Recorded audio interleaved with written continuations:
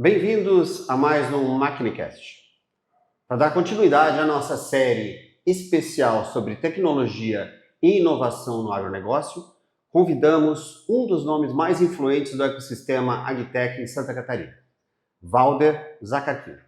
O Valder é diretor da vertical AgTech da ACAT, onde ele atua conectando tecnologia, setor público e agronegócio para impulsionar inovação no campo. O Valder também é fundador e CEO da Fazenda Cheia, plataforma que aproxima investidores de projetos rurais nas áreas de pecuária, energia renovável, florestas e exportações. Com experiência em gestão estratégica, captação de recursos e crowdfunding, regulado pelo CVM, ele trabalha para criar soluções escaláveis que geram impacto real para o produtor rural.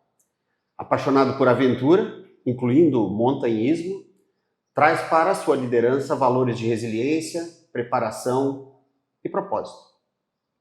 Sua missão é unir agronegócio, tecnologia e investimento, fortalecendo o agro brasileiro e posicionando Santa Catarina como referência em agricultura sustentável.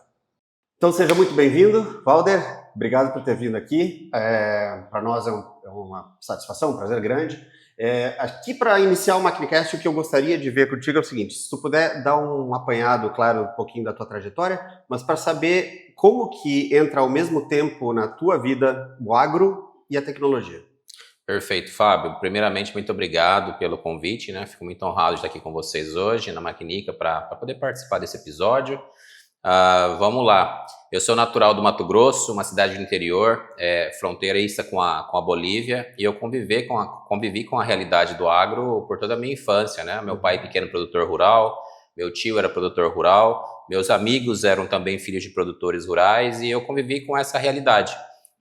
Eram pequenos produtores rurais, né? E ali, embora tenha todo esse potencial, eu via o desafio que era, por exemplo, buscar crédito, buscar investimento, crescer, e em vez de arrendar a terra para o vizinho, arrendar a terra do vizinho, né? Como é que o produtor rural poderia se desenvolver? E isso ficou latente em mim por algum tempo, né? Ficou incubado ali. Enquanto isso, eu vim me desenvolvendo na área de tecnologia. Então, eu sou formado em ciência da computação, fiz a pós-graduação em gestão de projetos, entrei no mercado de trabalho como programador, e acabei vindo para Florianópolis, onde eu também fiz um mestrado aqui nessa área de engenharia e gestão do conhecimento, e ganhei muita experiência, né, como programador, gerente de projetos na área de tecnologia. Tive a sorte, foi uma sorte de vir para um polo tecnológico como Florianópolis. Quando eu cheguei aqui, eu não sabia que isso aqui era uma maravilha, né? E desenvolvi a minha carreira até o ponto que eu descobri que eu tinha um problema muito bom para resolver, né? Que é, olha, eu conheço o coração do agronegócio no Brasil e eu estou no coração de tecnologia no Brasil, né? Em termos potenciais aqui. Então, como é que eu posso fazer essa ponte, né? Como é que eu posso levar a tecnologia para o agro? Como é que eu posso financiar pequenos e médios produtores rurais? Como é que eu posso trabalhar o crédito dentro do agronegócio? Então, acho que essa linha ela demorou um pouco para se consolidar, mas quando se consolidou, surgiu aqui o Fazenda Cheia, né? Uma plataforma focada em investimento, crédito, exportação, agro. Maravilha. Sobre o Fazenda Cheia, então, a ideia veio justamente da identificação de um espaço que estava vazio aí, ou que não estava totalmente preenchido nessa parte de investimento. Então, ele abre para investimento privado. Sim. Em cima de qualquer atividade relacionada com agro.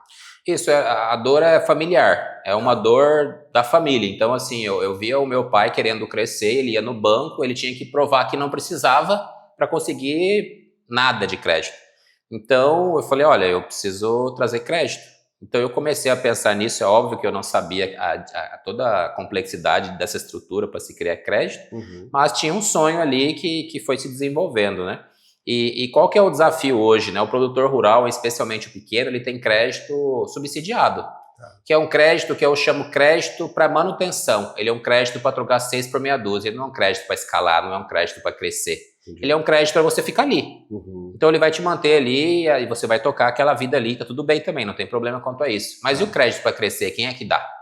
Então se você for buscar crédito para crescer, você encontra 15 milhões acima, você consegue buscar crédito com grandes casas, né? Tá. Mas e o produtor que quer 1 milhão, 2 milhões, 3 milhões? Esse produtor aqui, ele está desamparado, né? Dificilmente ele vai conseguir isso dentro de um banco, a menos que ele tenha tanta garantia que faça com que o banco acredite que ele vai conseguir honrar essa conta. Então, aí ele consegue o crédito. Né? Então, esse era o desafio, né? Naquele momento, que se transformou muito. Mas naquele momento, o desafio era como é que eu financio o pequeno e médio produtor rural que tem dificuldade para conseguir crédito para crescimento. Ao mesmo tempo, com gente procurando boas oportunidades de investimento, então tu faz essa conexão dos pontos, é isso? Exatamente. O objetivo era democratizar esse acesso ao crédito. Ao investimento no agro, né? Então, como é que o morador aqui de Florianópolis ia poder ter uma vaquinha lá no Mato Grosso e ia ter, eu chamei isso no início de vaca as a service, foi bem engraçado. O pessoal adorou, né? Vaca é o VAS. Eu fui pro Startup Summit com esse slogan, a gente é o VAS, né? O Vaca as a Service. Então você compra a sua vaca e ela vai produzir para você de lá remotamente. Tá. E foi, acho que esse foi o primeiro mote, né, do Fazenda Chia lá em 2019, quando nós começamos, né? E a gente foi identificando os desafios do produtor rural, né, com gestão, com falta de tecnologia, com capacitação. E a gente começou a entender que busca crédito não é só sobre ter garantias e buscar dinheiro, mas é sobre demonstrar a capacidade e competência do produtor rural em gerir a propriedade rural. E esse aí, sem dúvida, é o buraco maior aí dentro de tudo isso, né? Porque o banco ele quer dar crédito para quem tem condições de gerar valor e pagar essa conta. E aí começamos a entrar no raiz do desafio, né? Entendi. E quão preparado está o produtor médio aí para fazer esse tipo, para receber, não só receber o investimento, mas para poder gerir isso da maneira adequada? Eu acho que vai muito de região. Por exemplo, Santa Catarina é um paraíso da agricultura familiar. Estão muito bem integrados as cooperativas, tem uma cultura que já veio de fora, né, herdada aqui, italiana, de cooperação, de associativismo. Eu gosto de falar muito isso dentro da Vertical Agro, que culturalmente aqui os ecossistemas se desenvolvem porque é uma cultura base dentro das pessoas de cooperar, vamos associar, vamos se integrar. Então, todo o cooperativismo brasileiro surge de alguma forma do sul, né? E vai indo para o centro-norte do país, né?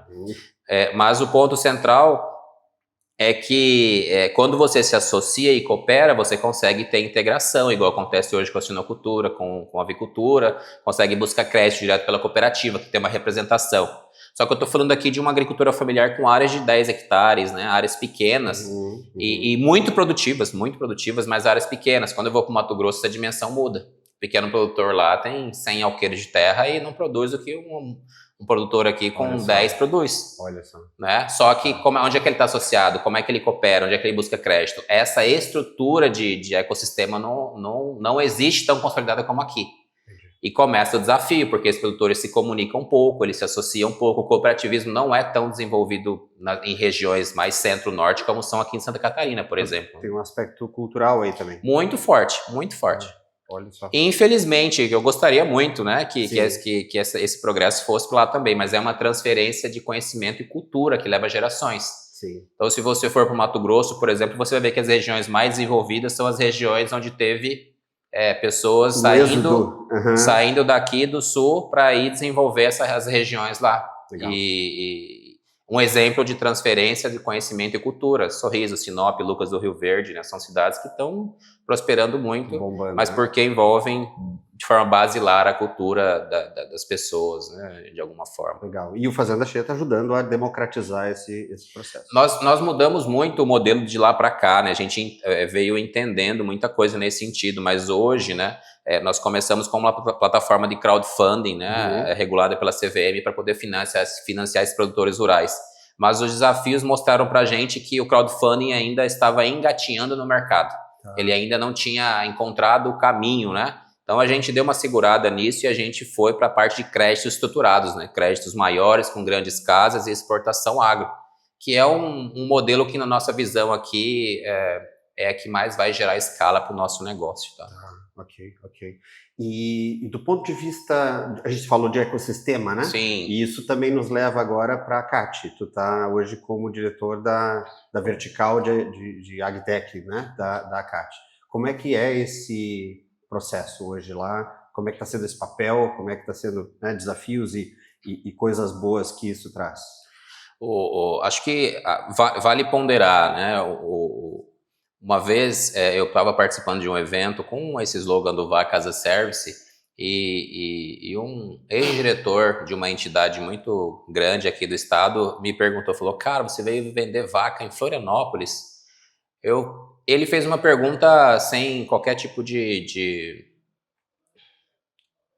segundas intenções, né? Okay. Mas aquela pergunta me mostrou muito por que eu estava no lugar certo. Porque se eu fosse vender esse projeto numa região onde é a maior produtora de gado, por exemplo, ela não seria vista. Mas aqui, como era algo um pouco, tinha um ineditismo nisso, isso foi visto e foi apoiado. Aqui é onde entra a CAT, ecossistema.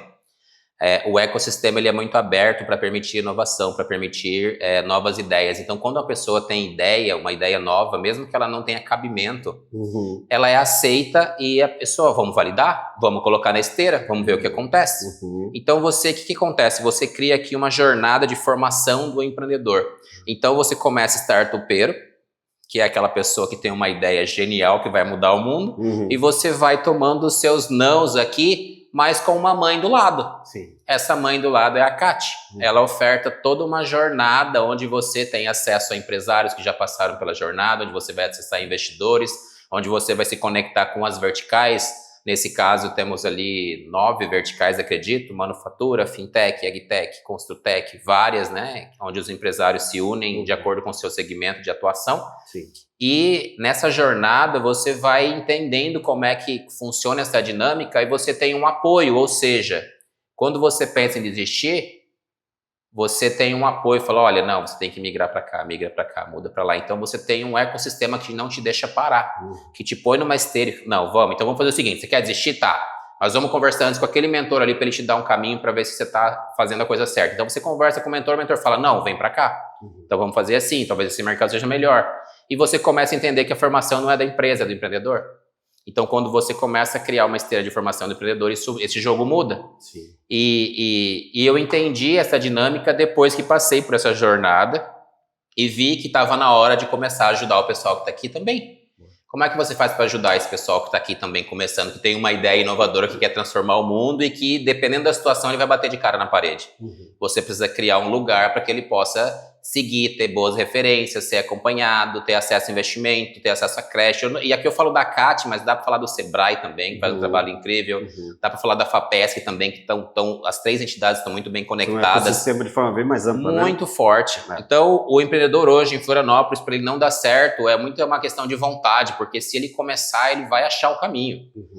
Na minha visão, isso é uma regra. Então, quando você cria essa esteira e as pessoas entendem que essa esteira funciona, você começa a criar um círculo virtuoso onde as pessoas chegam aqui e querem voltar lá para começar a fazer o give back, que é o que eu estou fazendo hoje na Vertical Agro, que é, olha, como é que eu posso ajudar, como é que eu posso agregar valor aqui, como é que eu posso levar a nossa vertical para um próximo nível.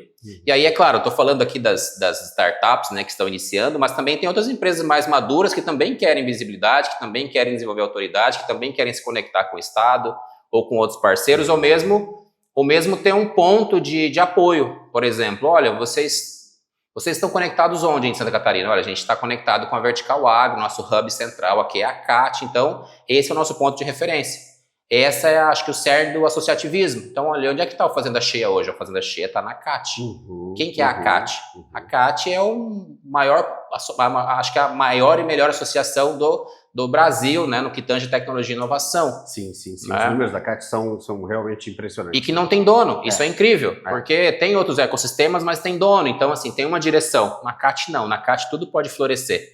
E isso é incrível. Legal, não, muito legal. E olhando sobre esse aspecto, né, que a gente tem realmente um privilégio de estar num ecossistema que está, vamos dizer, bem à frente, bem, né, pioneiro em várias situações, e bem avançado até, né, em termos de maturidade, mas mesmo assim, na posição que tu te encontra hoje, tu enxerga pontos de crescimento, de melhoria, onde é que a gente ainda pode avançar, né? Falando como Vertical Agro, tá? Hoje, o Brasil, ele é um líder do agro. Mas ele é um líder do agro que ele funciona de forma orgânica. Ele não é um líder do agro organizado, estrategicamente falando. Ele é um líder do agro que se organiza organicamente e vai avançando como dá. Como é que a gente pode organizar isso para agregar valor em cima disso, né? Então tem vários desafios aí, por exemplo, tem desafio da industrialização, da gente industrializar, da gente parar só de servir commodity e começar a industrializar esses produtos, começar a manufaturar o que a gente produz aqui. E agregar valor também. E agregar valor. Então a gente vende grãos para fora e voltam para cá de novo os grãos, sabe? Com um valor, sei lá, o café é um exemplo, né? Vai para lá e volta para cá empacotado, embalado 5, 6, 10 vezes mais caro, né? Com valor agregado, né? Então, acho que o objetivo da nossa vertical e da CAT é a gente aglutinar esses empresários para que a gente possa pensar junto. Porque existem várias vertentes, né? Para você colocar o sistema da maquinica de IoT dentro de uma propriedade rural, você precisa, muitas vezes, ter conectividade. Correto. E, às vezes, conectividade não é o seu business. Mas a gente tem, dentro da vertical, uma empresa focada em conectividade que pode levar isso para lá. Então, acho que essas sinergias são para fortalecer o ecossistema. Então, você vai olhar para o lado e vai falar, olha, eu preciso levar conectividade para a fazenda, mas esse parceiro aqui tem isso, esse produtor vai precisar de crédito, Fazenda Chia talvez possa conseguir, e assim você vai conseguir levar a vertical junto quando você faz isso. Sim. E aqui um número legal, em termos per capita, Santa Catarina é o maior polo de agtechs do Brasil, em termos per capita. Tá? A gente tem muita agtech aqui. E todo esse agro não está aqui.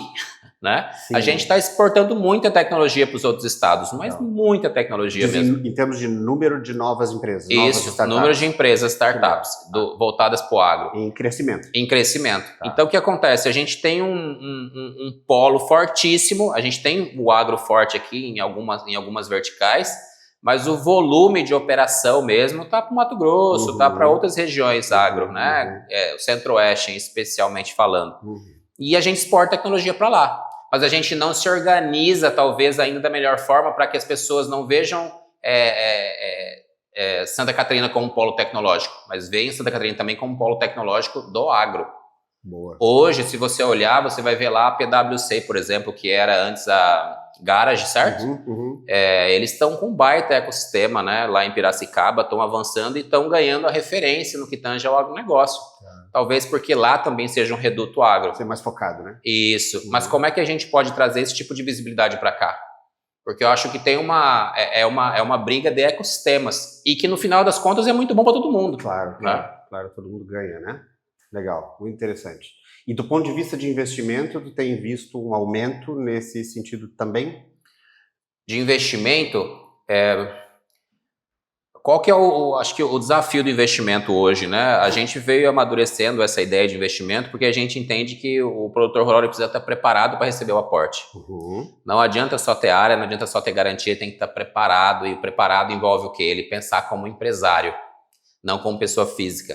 E esse pensamento como empresário é uma mentalidade que está mudando. A gente está num momento agora de sucessão. Então, os produtores estão entregando para os filhos. Sim.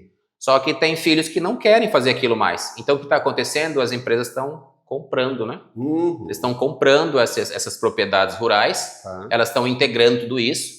E isso vai se tornar uma empresa. Então, assim como nos Estados Unidos já acontece, a tendência aqui no Brasil é que as propriedades rurais, em especial, né, médias e grandes, elas vão sendo compradas aos poucos e elas vão compondo fundos, vão compondo centrais produtivas maiores e aí elas se tornam empresas. E ao se tornar empresas, aí o crédito fica estruturado, aí você consegue viabilizar esse tipo de operação. Né? Isso é um processo geracional, tá, que eu estou falando aqui. Mas a tendência é que o crédito vá para a indústria, para a empresa, né? Ela seja direcionado para lá, porque o mercado de investimento ele se sente mais seguro quando o crédito é dado para a empresa, para a indústria. O produtor rural ele tem muito medo, porque a terra do produtor rural é a principal garantia. E para você tirar uma terra do produtor rural, por mais que a lei possibilite, tem muita coisa para acontecer para você conseguir fazer isso. Então o banco tem um pouco de medo, né? Quem oferta crédito nesse sentido tem um pouco de receio nesse sentido. Até porque a própria maturidade individual, no ponto de vista de gestão, é difícil de avaliar, né? Até a própria garantia de produção. Como é que você garante a produção da soja? Como é que você garante que aquilo realmente, o seguro funcionou? Como é que você vai assegurar? Hoje o seguro é um desafio dentro do agro, né? Tá. Assegurar a produção, por exemplo. Tá. Então, tudo isso são etapas que vão avançar, mas para avançar, ela precisa deixar de ser propriedade rural para ser uma empresa rural. Nossa, E, é e uma bela mudança. tem um salto. Mas olha que interessante, isso vai acontecer. Tá. Exemplo, o meu pai tinha uma loja de parafusos lá no Mato Grosso e nessa época lá, eu tinha meus 15 anos de idade, era tudo no papelzinho, não tinha um sistema. Você viu essa época, né? Você ia comprar a peça, você comprava no papelzinho, fazia um pedido, assinava a notinha na gaveta, cobrava no final do mês, era isso, não tinha sistema. Só que hoje não. Se você entrar em um comércio de papelzinho anotando, tá errado. Essa pessoa provavelmente é um comércio de exceção que ficou ali, a lojinha de alguém que ficou no tempo e tá fadado a fechar. Isso vai acontecer pro agro também. O agro vai cada vez mais se tornar empresa. Mas é uma jornada geracional, né? Isso é uma jornada que vai levar tempo para acontecer. Tu falou justamente dessa coisa vamos dizer, da sucessão, né, e da transferência. Como fazer para que essa geração nova se mantenha e continue lá? Tu acha que a tecnologia pode ajudar nesse sentido? Olha, já está ajudando muito. Tá. Mas eu vou contar um case de um produtor rural nosso. Tá. Ele contou, eu não sei se cabe, mas vou tentar contar qualquer coisa, a gente cortem depois aqui, esqueçam essa história, a gente passa uma borracha nisso, tá, mas vou tentar contar porque eu achei muito legal. Tá. Ele falou o seguinte, o produtor rural, ele passa por uma jornada onde ele lavra a terra, ele faz o buraco da cerca, ele faz tudo. Ele dá muito valor para isso, o produtor rural dá muito valor para isso. É por isso que ele é uma pessoa mais conservadora, porque ele sabe o desafio que é mexer no campo, certo? Quando ele está na vida, no momento da família dele de ter filhos, o que ele faz? Ele não deseja que o filho dele passe por isso. Então ele põe o filho dele para estudar fora e ele põe o filho dele para fazer o quê? Um curso de medicina. Então ele paga para o filho dele fazer algo, mas ele não ensinou o filho dele a dar valor no trabalho dele. Porque o filho dele não se conectou com isso. Então a sucessão, ela não é só você chegar depois que a criança está adulta, né, ou a criança, né, que a pessoa já está pronta para assumir e passar o bastão para ela, porque ela não vai pegar. Ela só vai pegar o bastão se ela lá com o pai dela, lá no início, na infância, ela teve experiências, conexões emocionais com o campo. Então esse produtor rural, o Gustavo, é o produtor que começou conosco desde o início. Ele falou, olha, meu pai comprava uma enxada pequenininha, uma botinha, uma roupinha, ele levava com a água, eu ficava ali capinando junto com ele, ele ia me corrigir, eu amolava a enxada com ele, eu fazia tudo. Então, ele entendeu o que é aquela vida, ele aprendeu a gostar daquela jornada. Mas o que está acontecendo hoje? O produtor manda o filho para fora. E ele precisa mandar o filho para fora. Então, como é que você mantém a conexão com o campo, sendo que a pessoa está morando na cidade e já viu um universo de possibilidades do lado de cá? Então a tecnologia ajuda a capacitar, ajuda a formar, mas o que conecta é o pé no barro. E se não tiver pé no barro, não conecta. A empresa vai vir, vai comprar e vai levar a fazenda embora. Vem da criação mesmo. Vem da criação. E isso é o desafio da nossa geração, né? Porque como é que faz? Eu realmente não tenho uma solução para isso, mas é um desafio grande. A gente teve alguns casos também. A gente teve um caso recente de um cliente nosso que fabrica, é uma indústria de fábrica de ração, né? E eles, a fábrica de ração deles era puramente mecânica, né? Uma operação totalmente mecânica. E a gente foi chamado para embutir um pouco de IoT, de tecnologia, de aplicativo, para monitorar remotamente o processo. Entre outras coisas, não só para melhorar o processo em si, para otimizar o processo, mas entre outras coisas, e isso foi passado pelos donos da empresa, que eles enxergam isso como uma maneira também de ajudar a segurar o pessoal novo, né, que não quer só aquela coisa antiga, aquela coisa mecânica, aquela coisa, mas tendo um acesso a um app que, sabe, isso tudo já ajuda a segurar um pouquinho o pessoal. Total. Né? Essas gerações novas, elas não aceitam o manual mais. Então elas vão olhar aquele manual e vão falar, olha, isso aqui é retrabalho, isso aqui é trabalhar dobrado, não faz sentido. Eu não quero trabalho que uma máquina possa fazer. Eu quero desenvolver trabalho com valor agregado. Então a tecnologia vem para isso, né? E ela só precisa ser bem inserida. E aqui eu acho que talvez o desafio aqui seja adesão digital, né? Que é você levar a tecnologia digital ao produtor rural e ele aderir aquilo na propriedade rural, ele aderir aquilo no dia a dia dele. O produtor, que já tá, de uma geração passada, ele vai ter mais desafios, mas o filho dele vai nascer com isso, né? O celular é uma extensão do braço das novas gerações. É um instrumento natural, né? Já está conectado, ele dorme com o celular do lado, ele acorda e está com aquilo na mão o dia inteiro, né? É uma extensão. Então, se todo tipo de trabalho desenvolvido a partir disso não envolver tecnologia, ele vai deixar, acho que na cabeça da pessoa, deixa de fazer sentido. Fala, olha, não tá conectado, como é que eu vou trabalhar com algo que não está conectado? Sim, exatamente. Eu até, na tua introdução, falei sobre o teu gosto pela aventura, né? Pelo montanhismo, entre outras coisas. Qual que é a conexão que tu vê entre esse gosto pela aventura e o teu trabalho, tua jornada profissional? Quais são os pontos de contato aí?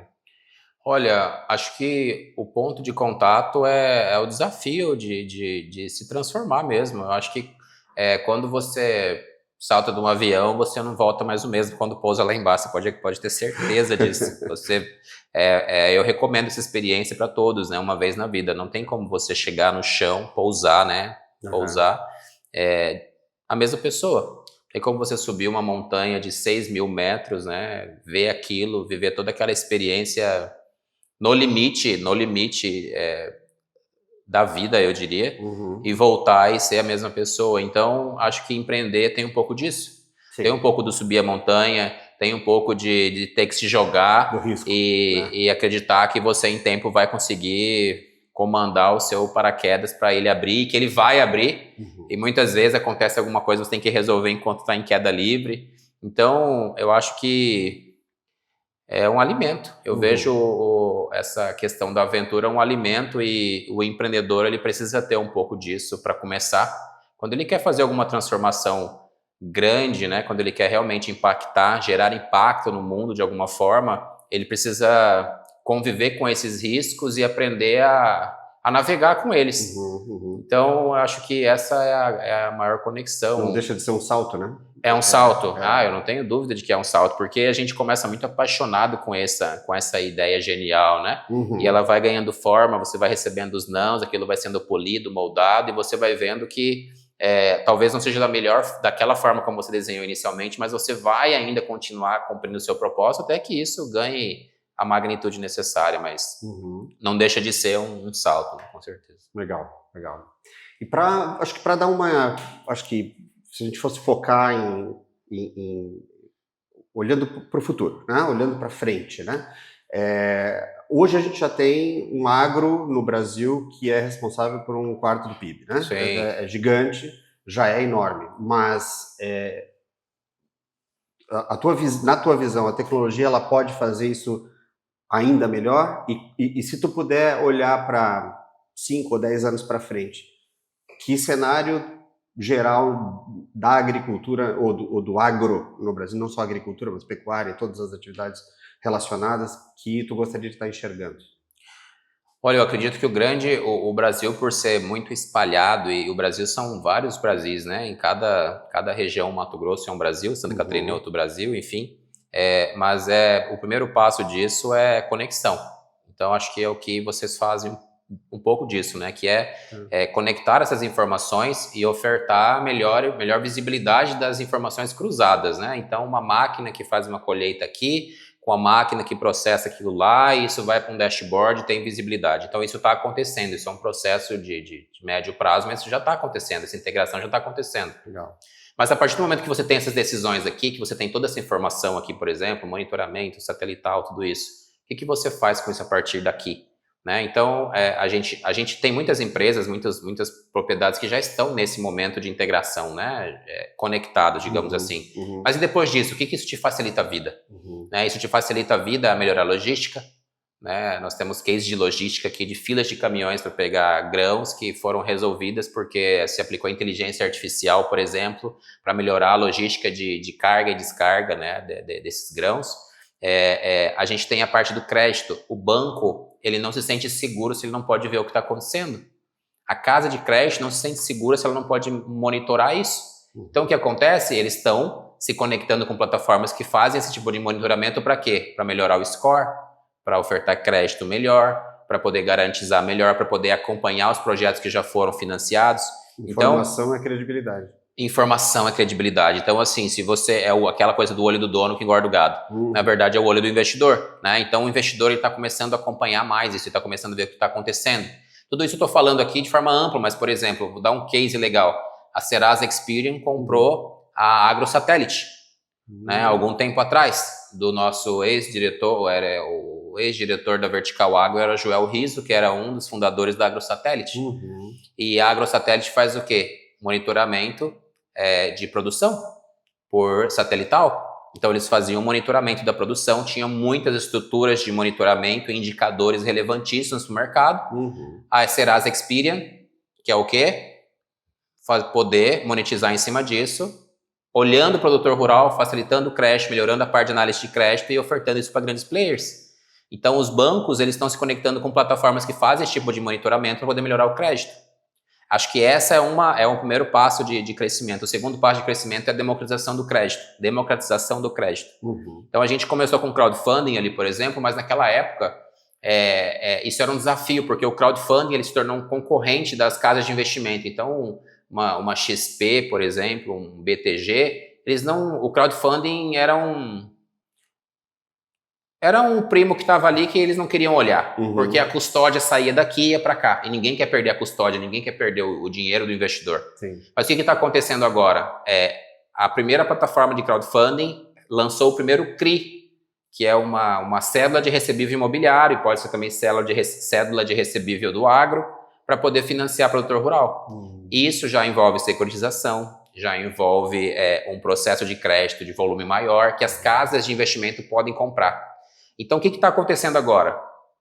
As fintechs estão começando a se conectar com bancos para elas serem a última milha do banco.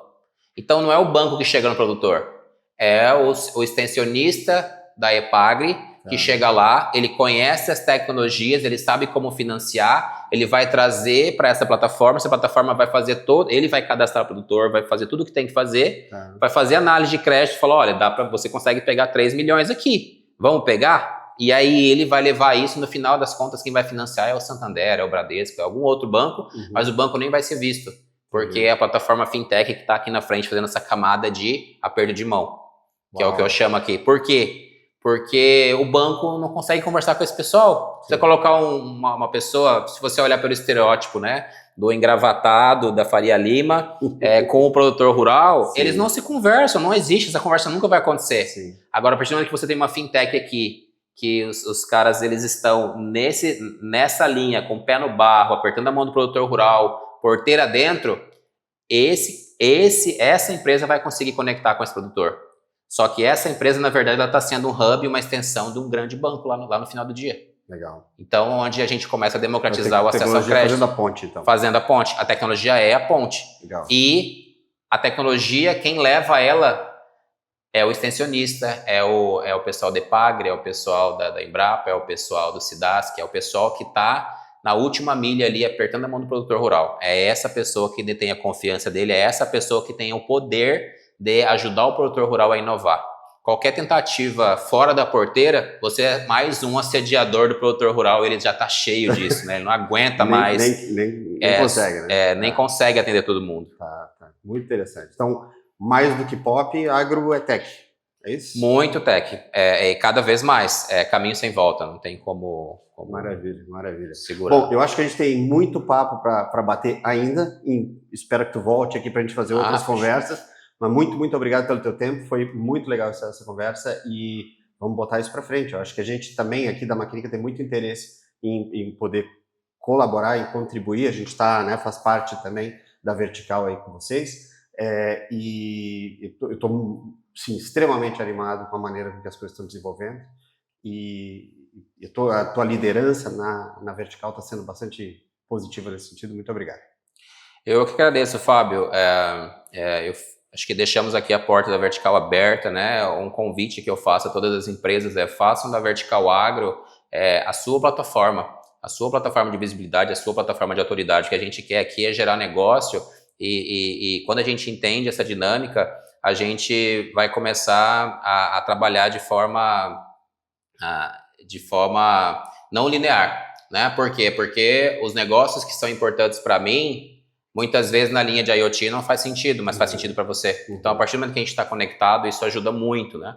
Então, hoje, representamos ali 55 empresas do agronegócio em Santa Catarina que estão conectadas com a Vertical Agro e as portas ficam abertas, inclusive, vamos buscar trazer mais empreendedores aqui para que eles possam contar a história e a gente possa utilizar isso aqui também como plataforma para poder difundir aqui a nossa mensagem de tecnologia para o mundo. Exatamente, que isso inspire mais gente a investir mais nessas ideias muito obrigado. transformadoras. Muito obrigado e excelente iniciativa, muito legal. Maravilha. E até a próxima, que vai ser próxima. Vamos fazer sim, com certeza. Obrigado, Rob.